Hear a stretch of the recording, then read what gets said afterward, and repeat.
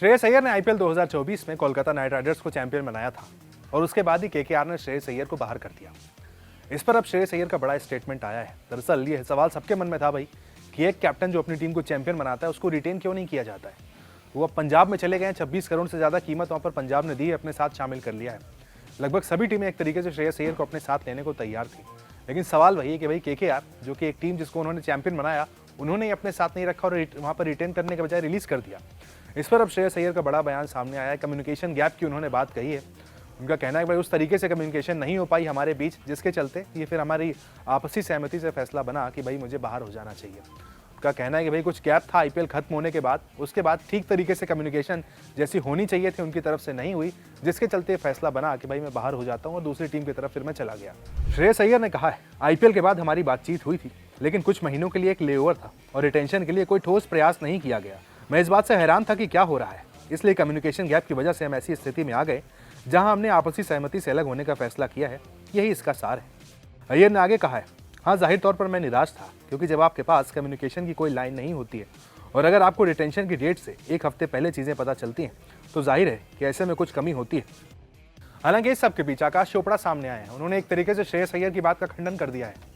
एक ज़माने में केकेआर के लिए खेला करते थे आकाश चोपड़ा, आज की डेट में कमेंटेटर हैं, ब्रॉडकास्टर की भूमिका निभाते हैं। उन्होंने बयान दिया एक तरीके से श्रेयस अय्यर की बात को कहीं से खारिज करते हुए। उनका कहना है कि भाई ऐसा नहीं कि बातचीत नहीं हुई, बातचीत हुई है लेकिन आपस में सहमति नहीं बन पाई, ये एक अलग बात है, लेकिन बातचीत नहीं हुई ये कहना गलत है आकाश चोपड़ा का।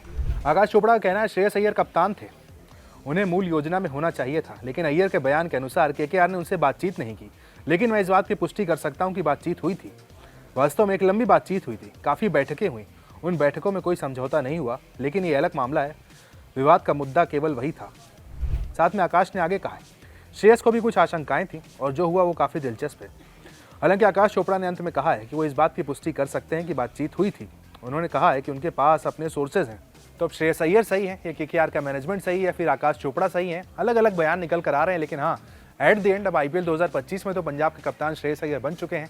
केकेआर में उनके साथ क्या हुआ ये बात तो अब जब तक केकेआर का मैनेजमेंट आमने सामने आकर नहीं कहेगा तब तक क्लैरिटी नहीं है। लेकिन हाँ, श्रेयस अय्यर का ये कह देना कि कम्युनिकेशन ठीक से नहीं हो पाया, ये अपने आप में बड़ी बात है, अपने आप में बड़ी खबर बन जाता है। जबकि तुरंत वहाँ पर काउंटर करना आकाश चोपड़ा का कहना कि बहुत सारी मीटिंग हुई थी लेकिन बात नहीं पाई। अब भाई दाल में क्या काला, ये तो वक्त के साथ ही पता चलेगा जब केकेआर का स्टेटमेंट आएगा। बहरहाल आईपीएल 2025 में पंजाब के कप्तान के तौर पर श्रेयस अय्यर को देखने के लिए तैयार हो जाइए और उम्मीद कीजिए कि श्रेयस अय्यर पंजाब के लिए कुछ अच्छा करेंगे और टाइटल लेकर आएंगे।